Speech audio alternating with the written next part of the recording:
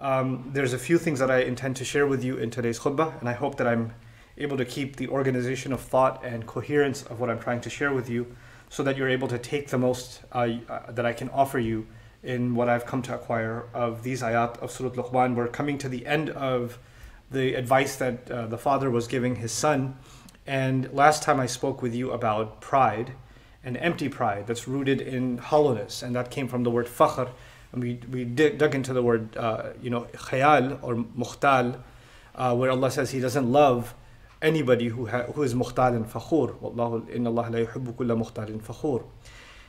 But there's another side of that that's really important, because you would think if someone doesn't have pride, then they have to have humility, right? And that's the other end of it. And we would think that humility is a noteworthy or a good quality. But humility also has a limit. So we have to be humble to Allah. So that's important. We have to be humble to our own mistakes and our own limitations. That's also important. But then when humility is gone unchecked, then it turns into a kind of weakness and cowardice. So what happens then is someone becomes more humble than they need to be. So if I ask somebody to, hey, can you give the adhan? No, who am I to give the adhan? I couldn't possibly give the adhan. I am a weak servant of Allah, and this is the member of the masjid, etc. Wait, hold on, chill out. You can give the adhan. And so when people become overly humble, then they start beating themselves up like they're worthless or they're nothing. Yes, before Allah, we are His slaves. But you know what? Our Master declared that we're not worthless. He declared that we're worthy of honor. So we don't get to humiliate ourselves in the name of humility. It's also not okay to humble yourself. I have to humble myself in front of my teachers, in front of my parents. I have to humble myself before people that know more than I do. That's just a fact of life. But humbling yourself before someone and being in awe of them as if you are almost worshiping them is another problem. So you can have people in different religions, and sometimes even in Islam, where we love a scholar.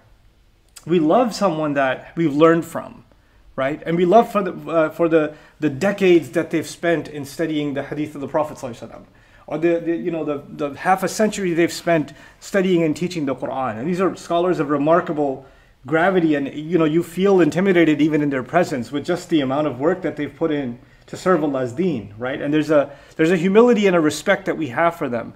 But that doesn't mean that when you're in their presence you have to walk halfway in ruku' and you have to act like you're not yourself. Humility means we give them the respect and the honor that they deserve, but we don't turn this into an artificial kind of reverence, a reverence that only belongs to Allah and His Messenger sallallahu alaihi wasallam.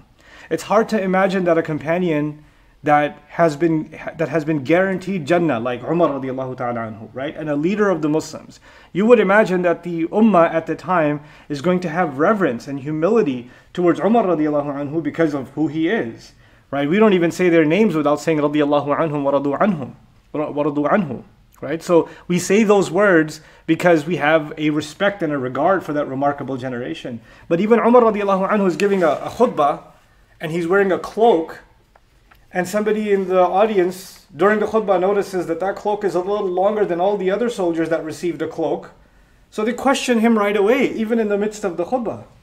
They question him on it, because while humility to each other, which is something Allah describes in the Quran, أَشِدَّاءُ عَلَى الْكُفَّارِ رُحَمَاء بَيْنَهُم, and then He says أَذِلَّةٍ عَلَى الْمُؤْمِنِينَ. They are, true believers are humbled, almost powerless before each other, before other believers. What that means is we don't try to intimidate each other. We don't try to make someone feel worth less than ourselves. But humility doesn't also mean that you make yourself feel like you're worthless in front of someone else. You don't have to put yourself down. You can stand straight. You can speak upright. You don't have to make a meek sort of voice because you're in the presence of someone very who's a big deal. So you don't have to do that. You can just be yourself. So you don't have to be arrogant on the one side, and you don't have to be so humble that it's weakness on the other side. Look at, when someone says, who am I? I'm nothing, I'm nobody. When you start doing that I'm nothing and nobody mantra, then it turns into a denial of the favor Allah has given you. Now, Allah may have given you an ability. You don't have to be arrogant about it, but you don't have to be in denial of it either. Yusuf alayhi salam, when he comes out of jail, right, he's humbled by the circumstances that Allah has put him in over and over again. And yet he's an extremely confident person. Because when the king sees a dream and he says, you know, what does this dream mean? He didn't just interpret the dream. He told them what they need to do for the next 15 years. 14 years and then one. That's what he told them to do. Like an economic plan, sitting in a jail inmate, look at the reality of it, a jail inmate telling the leader of a country how to run the nation for the next decade and a half. Right? And then not only did that confidence come out, he wasn't even in any position. He was still in the jail cell when he said it. And then when he comes before the king, and the king is so impressed with what he's saying, and he could tell deep down inside that what Yusuf alayhi salam is saying is the right thing, what does he do immediately? He makes a proclamation, says, "Ij'alni ala khaza'in al-ard."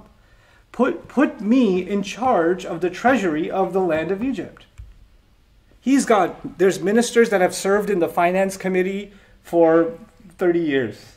There are seasoned politicians and bureaucrats and scholars that are in that audience. And what's his resume? He was a slave, he's a foreigner, and then a slave, and then an inmate in a jail cell, an accused inmate. That's his resume.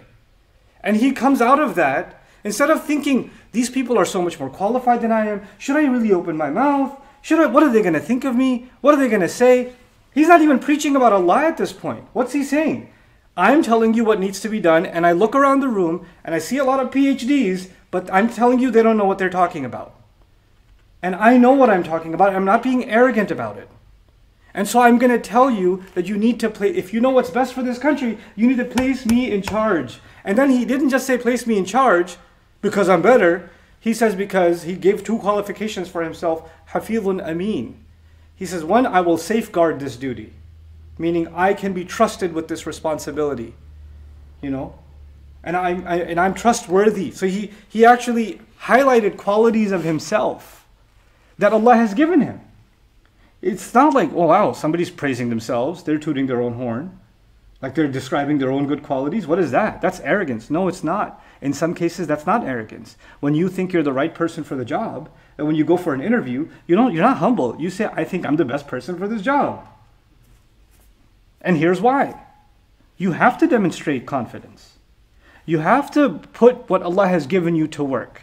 The previous ayah was really important because there are people that demonstrate themselves to the world in a way that is empty, like the fakhar, like the empty pot, right? Like the tree, that's the nakhla, that's fakhar. That it looks impressive, but there's no dates growing on it because the leaves are dead. Those are people that act very confident, talk big, they can self-promote, but there's no substance. There's nothing there. But on the flip side, there's people that say, well, I don't want to be one of those people, so I won't say anything at all. No, you will still speak up. You don't have to sing songs of your own praise, but you have to speak up for the gifts Allah has given you when the time comes. And that's what this next ayah really is about. Luqman tells his son in the final ayah of advice that Allah recorded in Surah Luqman. He said, "Waqsid fi mashyik." I love this phrase. Simple translation says, be balanced in your walk.